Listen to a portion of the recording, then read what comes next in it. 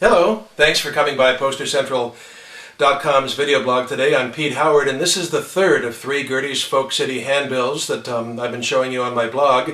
This is from '62, the other two are from 1961. And this one is special for a number of reasons. Of course, when you're a collector, I guess everything has special angles to it, doesn't it? But this is this is unique in a few ways. Whatever. I mean, no piece is really unique. Of course, they print hundreds of them or whatever. But it's the other two ones from 1961, as you've seen on my blog, are white paper. This is pink, so it has color. And let's just get right to the crux of the issue. This was designed by the freewheeling girl, Suze Rotolo, who unfortunately just passed away like a month before this videotaping. So in early 2011, I had the good fortune of meeting her once, and she was very sweet and let me take my picture with her and stuff. So I say hats off to Susie. And this is on top, obviously you have somebody else altogether. But the bottom half is Bob Dylan, and he's headlining this time, unlike the other two Gerde's handbills. And there's artwork on this, unlike the other two. Those are Susie's drawings of the guitar and the little figure of Bob himself.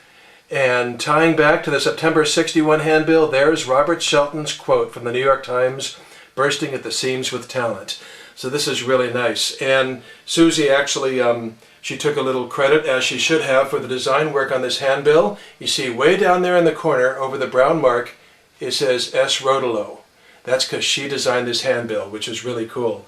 And it's the only thing that we know of that she designed. And of course, when I say the freewheeling girl, that means she was pictured on the cover of Dylan's second album, the Freewheeling Bob Dylan, walking down the snowy street arm in arm with him. And Susie, the sort of coup de grace for this handbill is that Susie kept it in her collection. In fact, that's how it got burned around the edges. There was a fire in her apartment.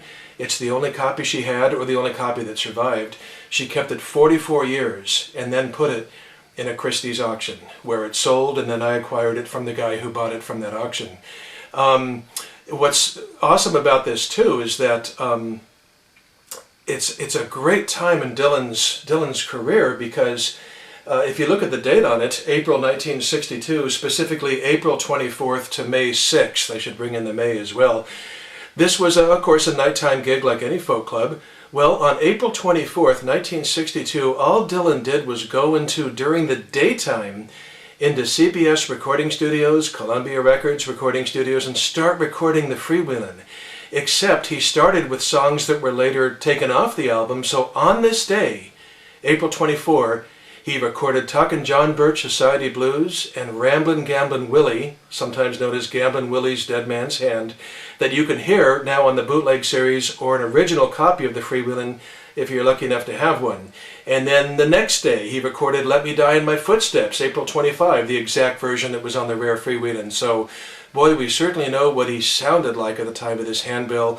And what fantastic, it's a freewheeling handbill, isn't it? It's got Susie doing the artwork. She's on the cover of the Freewheelin', and he in the daytime is recording songs for the rare Freewheelin' that didn't get released for decades later, of course, on bootleg series releases. And by the way, he actually recorded 15 songs these 2 days, April 24 and 25. And us Dylan fans and collectors know them all. They've all been heavily bootlegged, so that's really cool. And so this was Suze Rotolo's personal copy of the handbill she designed for Dylan at Gerde's Folk City. And what's neat is that the final touch is on the very back. She wrote her name, and I should sort of turn it a little sideways for you.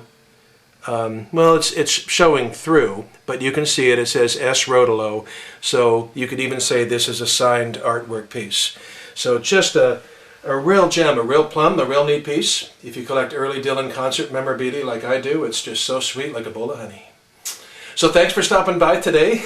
Sorry for the poetry. Hope you enjoyed it, and look forward to seeing you next time. Bye-bye.